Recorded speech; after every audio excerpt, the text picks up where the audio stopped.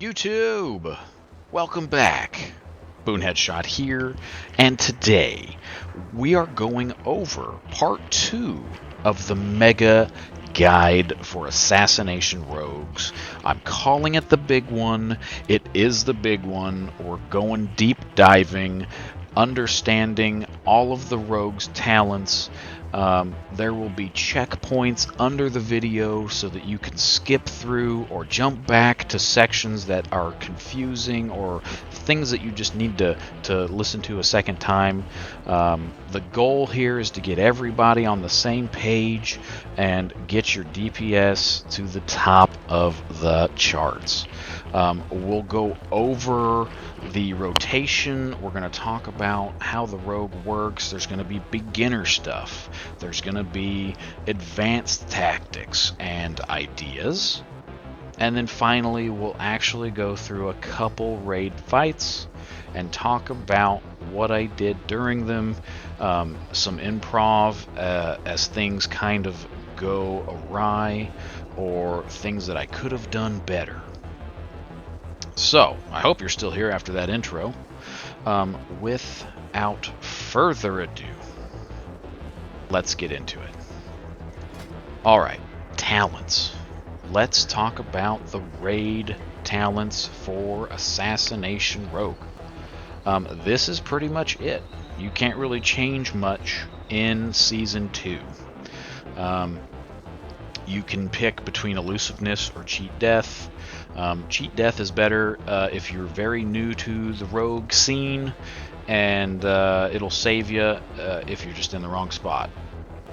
But Elusiveness will give you more damage reduction. Your healers will thank you. You'll get more control over your character with Elusiveness. Moving on.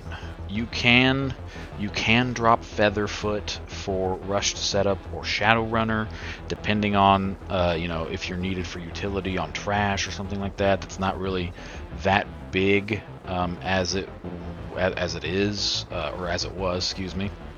So Featherfoot is gonna be your friend, gets you to and from faster during a raid encounter if needed. But this is everything that you do on the rogue side.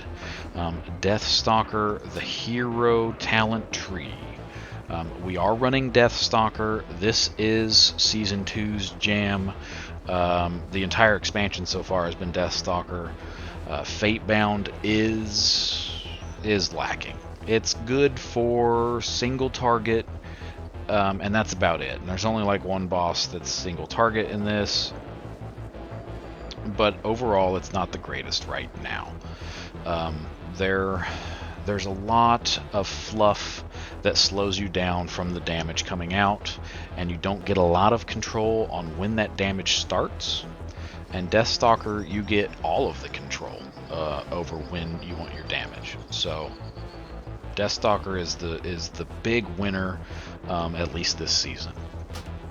Maybe they'll work on it. I think they're working on some things to make Fatebound a little faster, but that's still a ways away. Assassination side.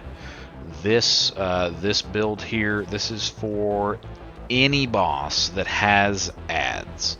Any type of add where damage is going to be applied to more than one target, this is the spec that you run.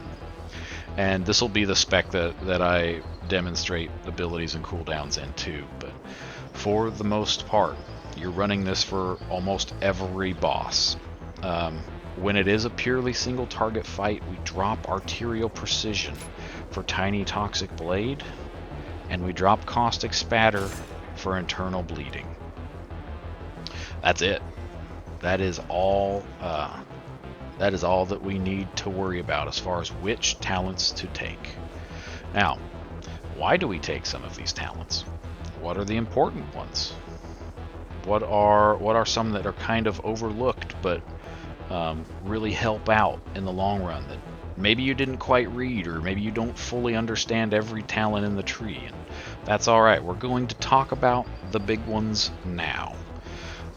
We, as a rogue, we are the original builder, and finisher class, where we build combo points up for finishing abilities that do more damage based on how many combo points we have built. What we really need to worry about is when we use our cooldowns, because we have a ton of modifiers for several abilities. For example, Shiv gives us an extra 30% damage. Arterial Precision is a talent that gives us an extra 30% damage. Rapid Injection increases the damage of Envenom by 10%. And when you take Twist the Knife, since Envenoms now stack, it will give you 20% damage for Envenom. So a lot of different modifiers and multipliers are in this build. And the trick to really understanding the rogue is when you have those windows in front of you, how to utilize them with your cooldowns.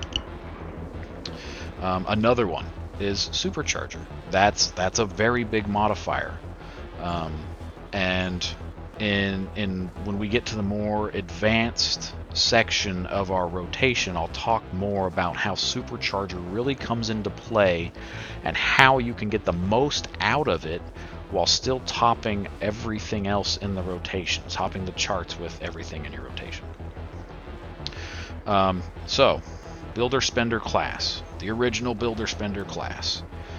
We are currently a 2-minute class, meaning our biggest cooldown is 2 minutes, and we play around that cooldown window. We have Deathmark, which also is a doubler. It's a modifier. It's a multiplier. But we play around Deathmark, which doubles our poison and lethal poison, or excuse me, lethal poisons, and our bleed damage is duplicated. Mouthfuls, lots of them. So, 2 minutes. King's Bane, 1 minute. Shiv, 30 seconds. You can see how it all lines up, right? Nice, neat numbers to remember. Nothing too painful for the brain. We can only count to 5 in the first place, so Blizzard's doing okay with us only trying to remember 2 minutes. What do we do in between those 2 minutes? What are some other big things that might be getting overlooked? Well, one of them that is helpful is Bone Spike.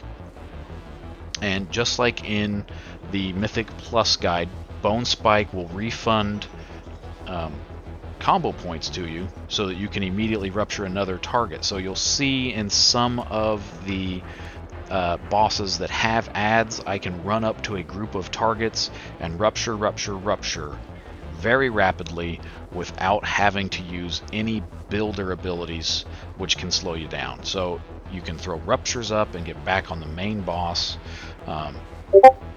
so that you can keep going. What else? We have another big one, and that is Lingering Darkness, which is another multiplier. But this one only comes after Deathmark expires. And so you'll see people talking on the Rogue Discords about when to do certain things and whether or not Lingering Darkness is up. And this is where it comes from. After Deathmark expires, which means after the timer runs out or your target dies, you gain a 30-second buff of Lingering Darkness. During this window, you can launch some pretty big atomic bombs of Envenoms. You can utilize Shiv to do this, with that Supercharger modifying that Envenom finisher. But again, we'll get to that once we start talking about the advanced rotation and how to make sure everything lines up. For the most part, you will get you'll get the most out of your Lingering Darkness without really having to think about it. Now, all that said and done, let's talk about some rotations. This is... Oh, Bone Spike's still going. Good job. The biggest thing, and I guess let's start at the beginning. So this is going to be a beginning explanation, and so please feel free to use the chapters down below to skip ahead, because right now we're gonna take the beginning rogues, we're taking the new rogues through an understanding of how to rotate your abilities without any cooldowns. Alright, so it's time to start the fight. Make sure we're applying Deathstalker's Mark. We can only do that from stealth using ambush. So if you miss that, you only have one charge of Vanish to reset and try again. The Vanish is a 2-minute cooldown, and you should really only have to use Vanish if your mark falls off, because you were either assigned a mechanic that took longer than it should have, or something comes up, or you get brought back from dying. Whatever the case may be, you save Vanish to get your mark up on your target. Without your Deathstalker's Mark, you are losing a significant amount of DPS. It is mandatory. It must be done. Now, can't stress that enough. So, with that out of the way, we apply our Deathstalker's Mark, and in between consuming charges at 5 combo points or more, we are maintaining our 2 big damage over time abilities. And that's Garrote, which is a builder. I just gained a combo point. And that's Rupture, which is a finisher. It consumes your combo points.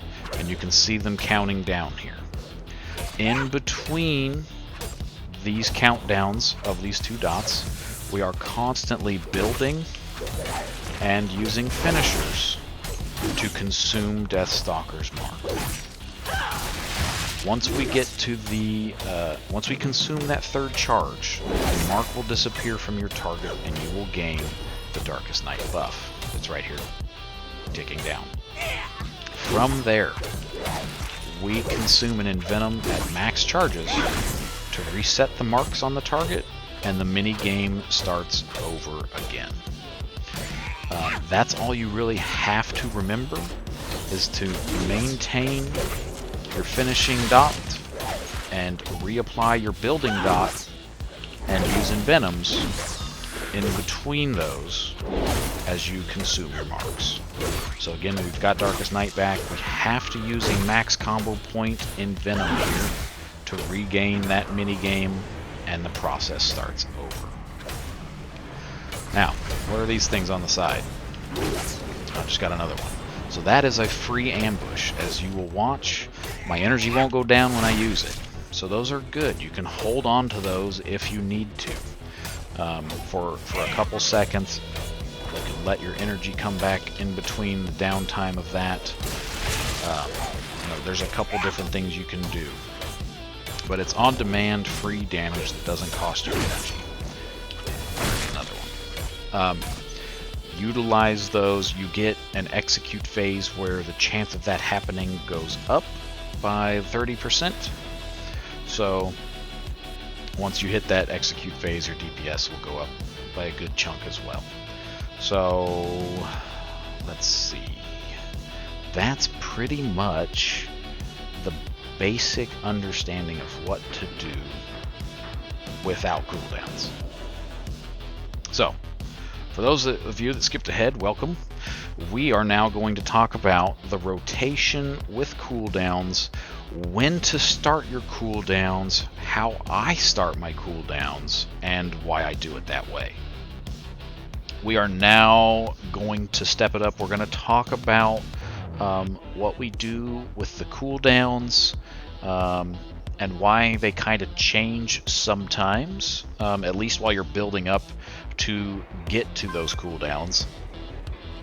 And that is from our dear friend, there you are, Seal Fate. Critical strikes with attacks that generate combo points grant an additional combo point per critical strike. Looking over our abilities, Ambush awards 3 combo points. If it's a critical strike, it will be 4. Mutilate awards 2 combo points. If it critically strikes, it will be 3. So, and Garrote is always 1 combo point. So the goal is to get to 5. Remember, that's only as high as we can count. I can only count to 5. Been doing it for a long time. Been doing okay. I'm good with colors too, but for the most part here, it can take anywhere from 2 to 3 abilities to generate enough combo points for a finisher. When you need to generate to 7, you could get real unlucky with no crits or no free ambush procs, and it could take you 4 abilities to get there. So it just kind of depends on where your critical strike is at, where your flask currently is. If you're losing critical strike from your flask, rearranging your abilities, what have you. The point is that every time you open with something, it's going to be a little different. So that's why we try to remember the basics of finishers at 5 combo points, and Darkest Night and Venoms are always at 7. If you remember that, you'll do fine. You might get impatient, but you'll do fine. And there are some ways with Supercharger that we can speed up some of that process if you do get unlucky, just to get back to Darkest Nights. But we'll talk about that after this demonstration. I might, so I'm going to rip through the opener here. We're going to use everything. We'll use potion. We'll use the cooldowns. I'll shout out whether or not I was unlucky or lucky, and then after this, we go into the Lingering Darkness. I'll keep the rotation going until Lingering Darkness is over, and we get to our second Kingsbane. That's the only thing that really needs to be talked about, and then after that, the whole process will repeat itself for those longer fights. And so, without talking everybody's heads off, let's actually beat the target dummy.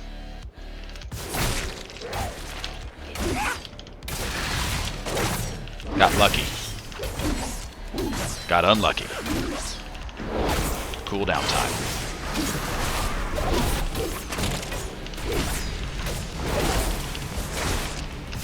Got lucky.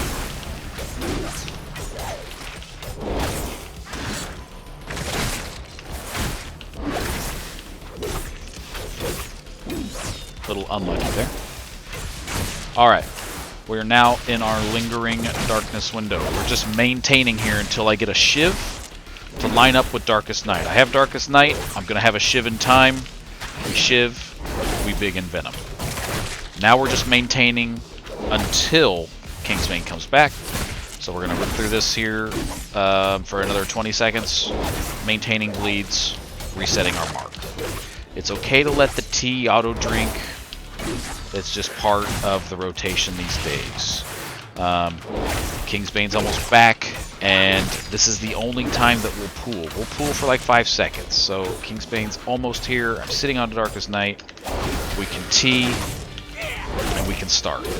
Our shiv on this empty Kingsbane without Deathmark, the shiv comes out on the back half. And the process goes on and repeats until Deathmark is back again. So, for the most part, during Lingering Darkness, I think we were up there in the 3s. We'll start to fall down to like the 2s, low 2s, and that's pretty good for single target. Let's take a quick look at that in a little bit of a slow motion so that we can go over why I set up my cooldowns the way I do. Alright, so let's take a look. Mark has been applied. Bleeds are being applied. And This is where I said we got lucky. Took 2 abilities to get to a finisher, and then immediately unlucky where it took 3 to get to the next one. Quick pause. I want to talk about why I start throwing my cooldowns once I have my first Darkest Night ready. And the way I see it, doing it this way ensures that I can get 2 Envenoms during empowered windows with our toolkit. I'm getting one here now with Deathmark and everything running. And then if I'm lucky, the second Envenom that can be supercharged with a shiv will also happen during Deathmark, but I have to be pretty lucky to get that. And so even when you're not lucky and you get to that second Darkest Night, you will still have a supercharged finisher that will line up with the very beginning of Lingering Darkness. And so I think that the extra damage from those Envenoms is greater than the 2 seconds of Kingsbane missing out on the extra damage from shiv. And you'll see that here because I didn't get lucky enough to apply shiv at the right time to continue the entirety of Kingsbane with the shiv bonus damage being applied. There's going to be 2 or 3 seconds in the middle once I hit play on this again where I am missing out on some of that damage. But I think what you gain with the Envenom extra damage is more. And so that's why I'm currently doing it this way. I haven't seen enough to tell me to do it differently otherwise. So that is why I'm currently doing it this way. It is 100% fine for you to start it on your first charge, like when you're ticking down and you have 1 charge left, the last charge you consume before Darkest Night, as long as either your first or your second Envenom that is a Supercharger is also consuming that Darkest Night, you're doing it fine. So that's why I run it this way. But let's get back to this opener. Let's start talking about it and how to deal with the rest of the bonuses that you get. Alright, so first Darkest Night is here. We start building. Cooldowns are going out. Potions are being applied. T is going out. All of the mastery. Shiv is there. First Envenom. Now we're on the clock. Now we are racing that shiv timer. I need to get 1 more finisher off so that I can apply that stronger Envenom with the Darkest Night. So you see a couple seconds miss out on that shiv. But I think the damage that's about to come out more than makes up for it. Take a look. The 14 mil Envenom, I think that is way more damage than the 2 or 3 seconds of extra 30%. So now we're in Darkest Night. We're in Lingering Darkness. We are waiting for that for that first shiv to come back. The lineup is working out pretty nice here. I get a shiv right at the end, and we get another big Envenom to go out. Alright, so all of the hard parts are done, and now we're just hanging out, waiting for Kingsbane to come back. And don't feel like you have to rush that shiv during that Lingering Darkness. As soon as you get it, there is a lot of time for you to get it done, as long as it happens during Lingering Darkness, where you get a shivved max combo point Darkest Night Envenom. And then lastly, as we're waiting for that Kingsbane, I do an inaccuracy here. I should have started it at the beginning of a Deathstalker's Mark minigame. That way you ensure that your shiv can ramp up the back half of that Kingsbane while also giving you a supercharged, empowered Darkest Night Envenom. Keep that in mind. Alright, so one final thing to talk about is the idea of short selling a finisher with a supercharger to get through your Deathstalker Mark minigame faster if you need to speed up the process to get to your damage window. You can do that. It's like if you made a mistake somewhere, or if you're out of sync with the rest of the boss mechanics because you got picked to do something and you're trying to catch up and get back in sync.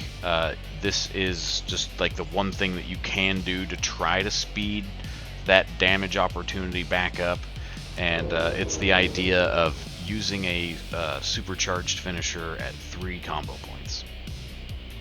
That way it will act as if it was 5, and it will trigger the Deathstalker's Mark. You can also use one at 5 combo points when you have Darkest Night, and it will act as if you used 7. Now it'll be a little bit less damage going out from your finisher on that if it's in Venom, but the whole idea around it is that you are trying to rush back to that Darkest Night crit to then start a damage window, while in line with, like, if you know Lust is coming up, or if there's a damage phase, like if it's on the first boss and you got like out of sync because you had to run to get the bike, or whatever have you. This is just an example. Those are just examples. So for demonstrating, let's throw a shiv up. It did not crit, so now I need to at least get 2. That did crit, so I'm at 4. But if I use a finisher, it will act as if I used 6, and that will trigger a mark charge to be taken off of the target. So, same thing, that was a nice crit. And now we have Darkest Night ready to go. You can do it, you can cycle through your minigame faster using the shivs if you need to, but again, I don't recommend it. It will be, in most cases, a DPS loss unless you're trying to get to that big damage window, and missing it would cause even more DPS loss. So just food for thought there, something that you can do, but it'll be pretty few and far between, very rare that you'll actually have to do that. Alright, let's check out some kills and talk about them. This is Lorrgs with 2 R's, Lorrgs.io. And if you know this website, skip ahead.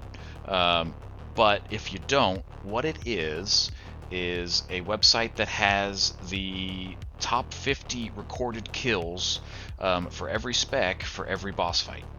And you can go through here and see when everybody is using their cooldowns.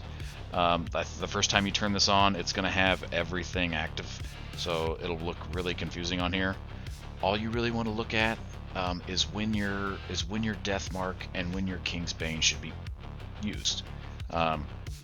Your potion, you might want to look at that too. For example, here we are actually looking at Vexie. We need to look at Rick, so let's go to Rick. Okay, so you can see that we're not just slamming our cooldowns at the beginning of the fight. This is our timeline up at the top.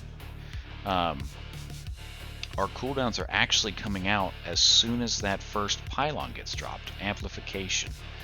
And if you look at all of the other abilities, this is his pyrotechnics, this little bomb here. That's where the barrels come out that we have to kill before they explode. And they come out in pretty good alignment with all of our damage abilities, our big damage cooldown abilities. And the next one comes out in the middle of King's Bane. And so that is why people are holding, is so that you can get maximum damage out on the boss, but also onto the adds. It's all about the timing, especially in Mythic difficulty. But this website is great for figuring out when you should be doing what you're doing. Okay, back to the video. Let's go kill this thing. Alright, I lied. Let's talk about Caustic Spatter really quick. I don't want to go off on a tangent here in the middle of the encounter. So Caustic Spatter has some very vague wording in its description in-game, where it just says 40% of your poison damage splashes onto nearby enemies. What all does that mean?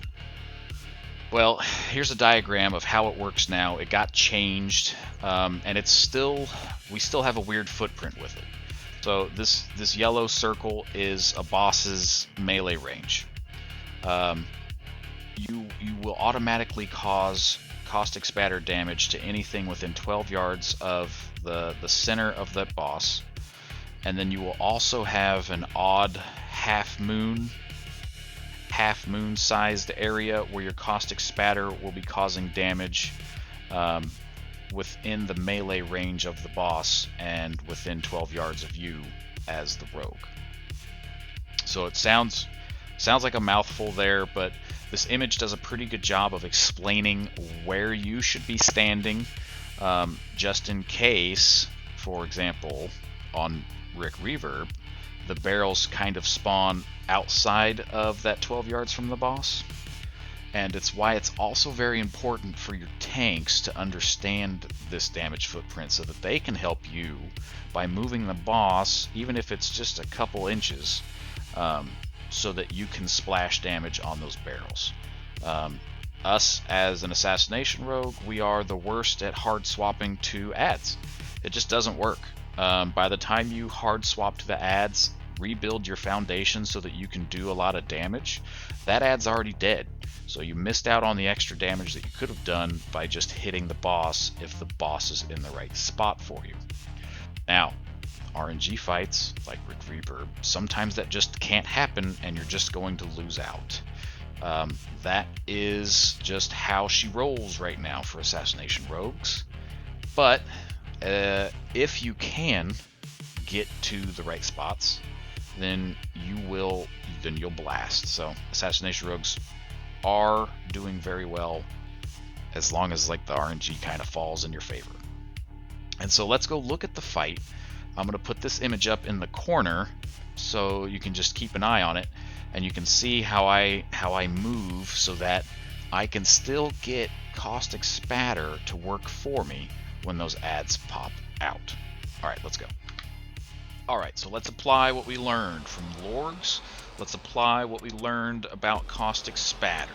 Let's put, you know what? Let's put caustic spatter up right about there. Looks good. All right. And here we go. We will take this time to build our base foundation for the damage. We will have Darkest Night ready by the time he has that first pylon dropping, and then cooldowns will go out.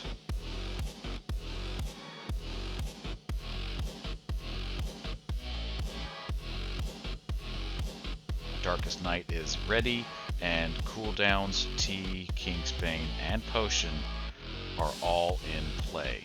And you'll see when these first ads come out, we get a great spawn for them. They just disappear. You can see the splash damage, you can see caustic spatter working great there.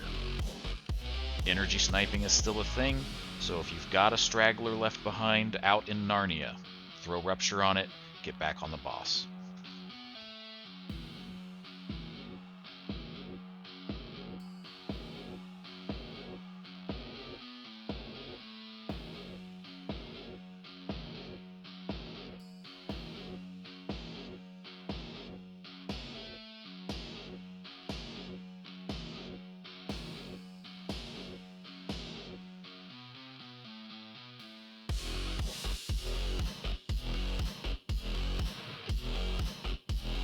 Soak that frontal, and we dodge those sound waves. That is pretty much all of this fight as melee. As far as damage mechanics that you have to mitigate. And now here is the second group of ads. You can see me positioning weirdly to try to get that half moon to splash those ads, and they also go down pretty quickly.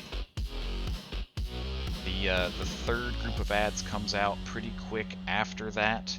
And it's really the big challenge because all of your cooldowns are gone. You see I get the mechanic there to soak the pylon, and I do not get a good chance to really start building, so I throw Rupture up and actually hard swap here just because I didn't get to start from the beginning there with that ad damage by hitting the boss.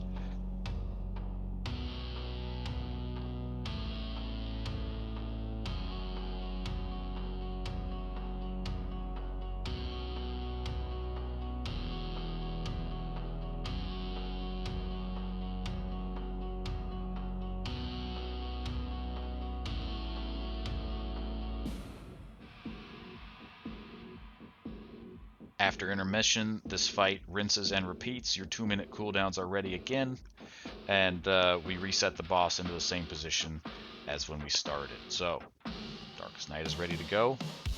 Cooldowns are ready to go.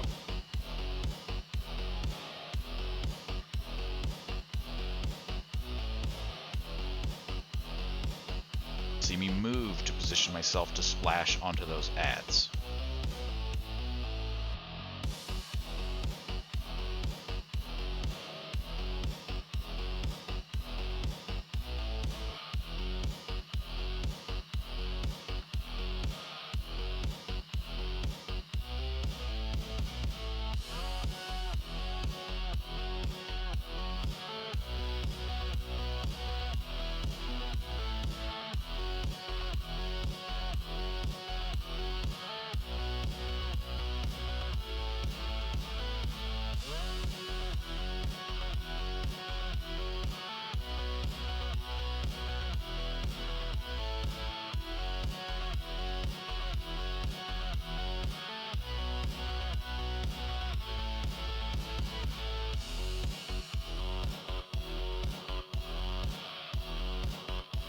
Adds are coming out again, and I get into position as well as the tank, doing a fantastic job of stacking for those adds, and they just disappear. Between you and the warriors and everybody else that can cleave, as long as the tanks are able to put the boss on the adds, this fight is very easy to take care of. This is the hardest add phase here, is when we don't have any more of our big cooldowns to get them killed in time. As you can see, these are going down a lot slower, but they still get down just enough. We have one straggler out in the middle of nowhere that we take care of on our way to safety.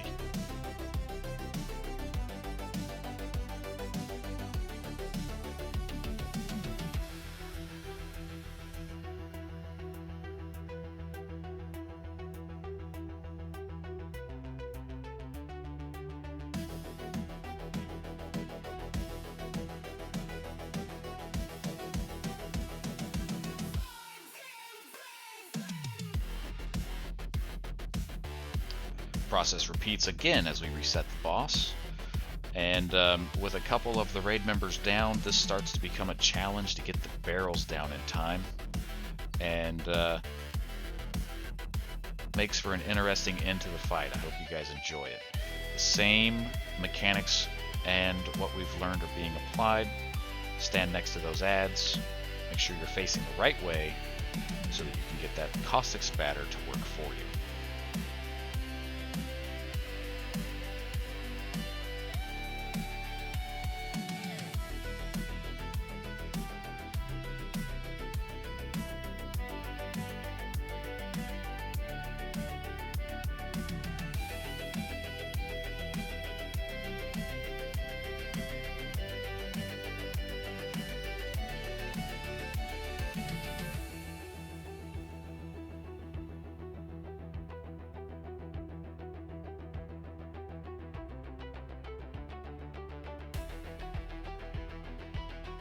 So it was around here, I think, where our raid leader was starting to contemplate the idea of just resetting, and we all decide to give it a shot and see if we can drop him. We ignore the adds on this. We know we don't have enough DPS to kill those adds, so it's either he dies before the adds or we reset.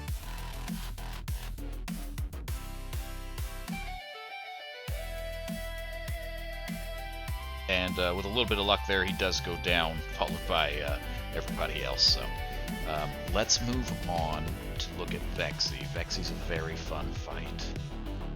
So again, we know from looking at Lorrgs that we start as soon as we can with our cooldowns, because they come back in time for mechanical breakdown, which is where we get that extra damage going out. And so everything goes out here.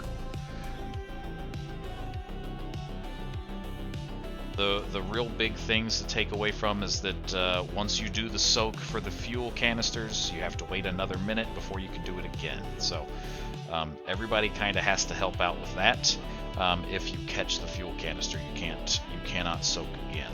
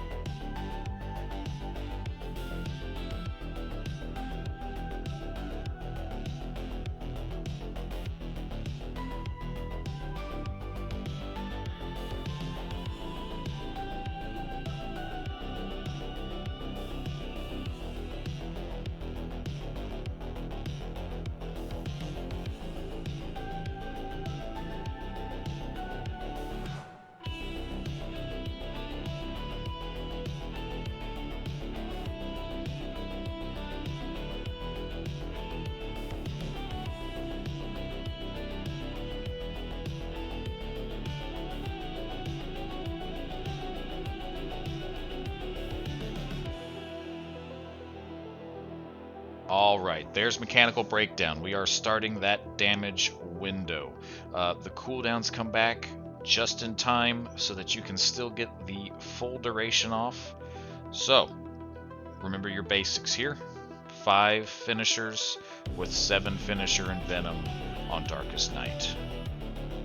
Cooldowns are now out.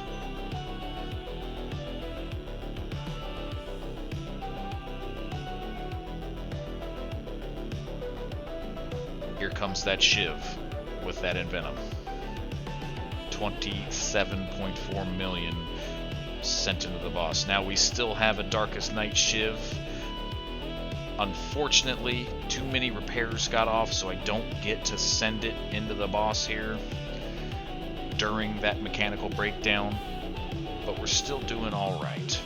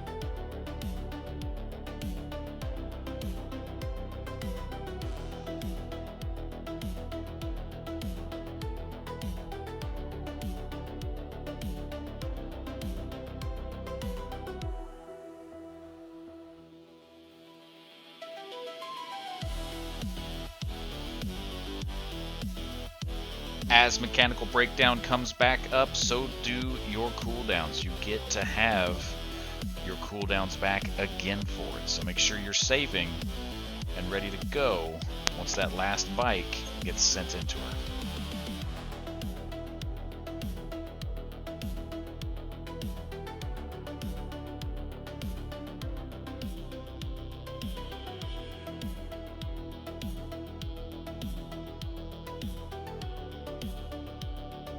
Cooldowns are starting. Shiv is out. Here comes the Darkest Night in Venom. 30.3 million. You can see Caustic Spatter going crazy on the ads behind the boss. Okay, remember now, we are in Lingering Darkness. We are looking for that Darkest Night. We are looking for a Shiv. The second that we have both of them is when we send that big envenom, and here it comes up now at 31.4 million. So it's great if you've got ads that the Caustic Spatter can splash on too, but still impressive envenoms going out. Rinse and repeat here. The boss will go down before Mechanical Breakdown cycles through again, but I just want to touch base on everything we talked about. Studying the class, understanding your timers, and then practice. The Rogue is a very fun class once you have the hang of it.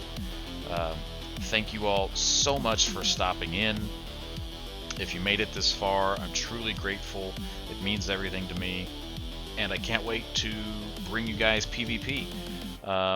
That'll be out here in a while. We still have a lot to compile for that. But part 3, PvP on the horizon. Thank you so much, guys. I'll catch you on the next one.